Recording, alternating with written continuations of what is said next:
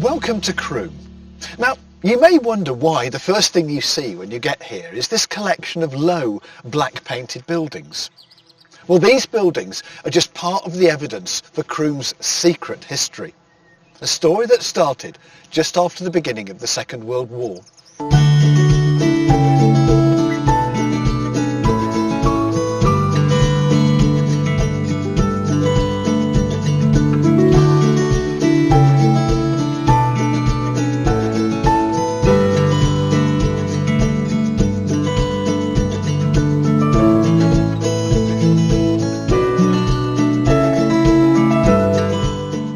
For centuries, Croome Court had been the home of the Earls of Coventry, but in May 1940 the 10th Earl was killed in action and his family left, never to return as permanent residents. In the autumn of that year, 1940, Croome Court was needed for the war effort, so the house and a large part of the park were taken over by the government. Croome Court is a magnificent house set in rolling parkland. In the 18th century, the 6th Earl of Coventry had his grounds redesigned by a young gardener, Lancelot Brown, later to gain fame as Capability Brown. It is this landscape, with vistas, trees, walkways and some rather elaborate garden buildings, that's now being restored.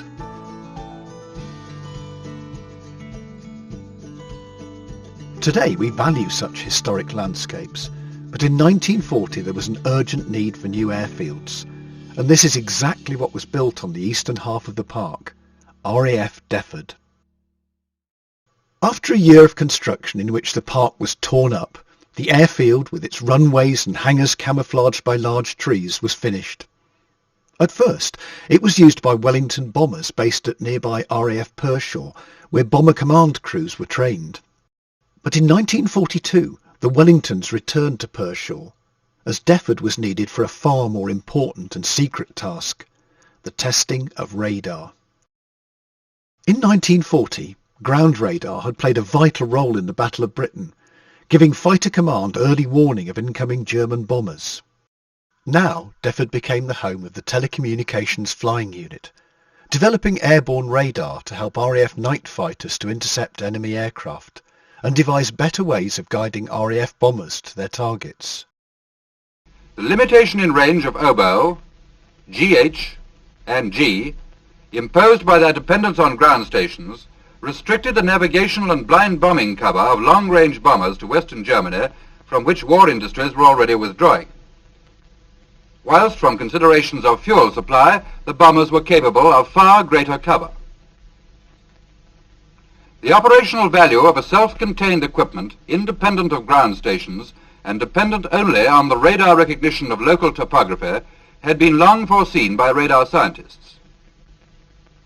Serious work on this problem had been shelved until the rapid development of centimeter technique in 1941, the bulk of this program being carried out at TRE's new home at Malvern. The beam, broad in elevation and narrow in azimuth, rotated at 60 revolutions a minute in step with the trace on the normal PPI display, and gave a picture in which land showed up against water and towns or isolated structures against countryside. H2S was in operation by the end of 1942, and by October 1943, 1/6 of Bomber Command's total sorties carried H2S, operating at the limit of their flying ranges.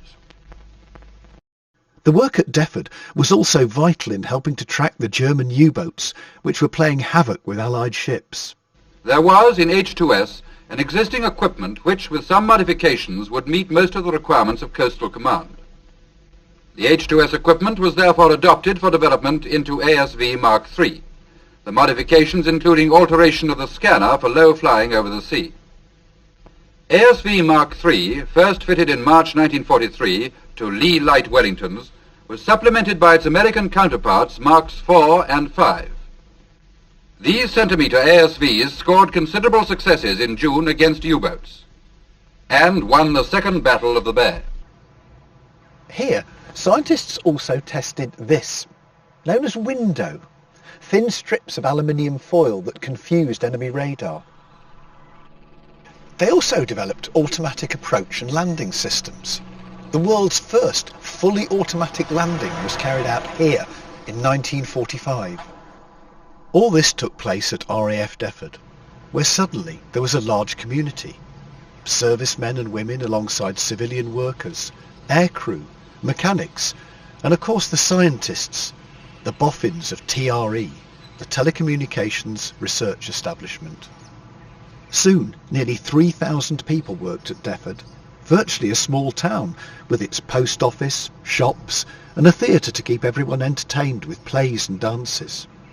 RAF weddings took place in Croome Church, and there was even an annual sports day held on the lawns of the court.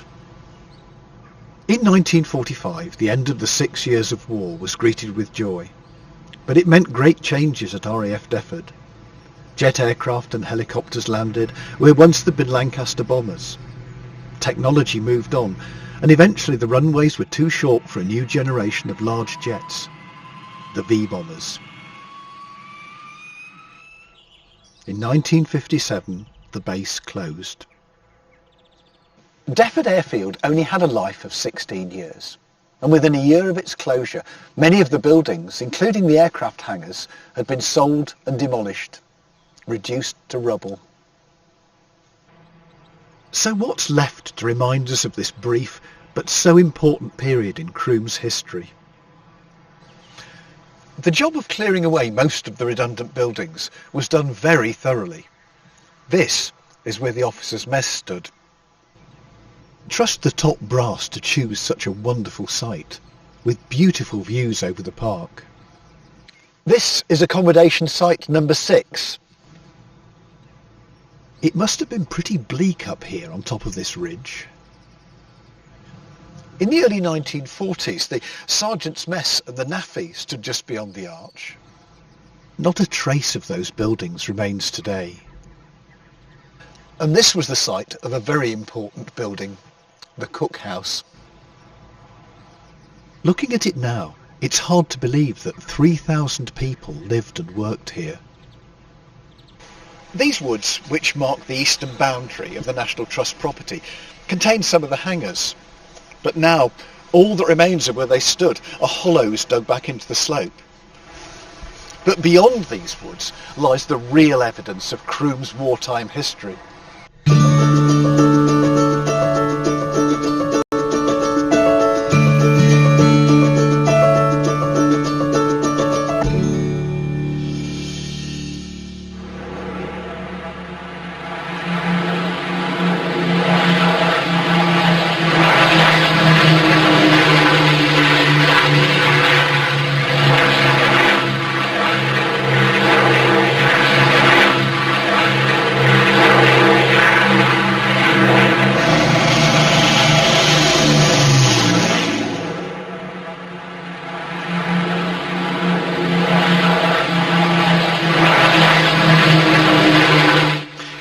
This is where Wellingtons, Mosquitoes, Lancasters and Spitfires took off and landed throughout the war.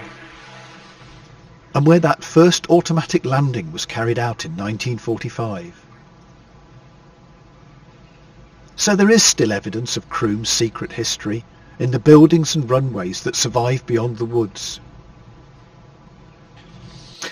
And in these, the strange black painted buildings, actually the airfield's medical facilities that somehow survived just long enough for their importance to be recognised. Now, authentically restored, they helped tell the story of Croome's wartime secrets. Years when the vital work on radar that was carried out here at RAF Defford may just have helped to change the course of history.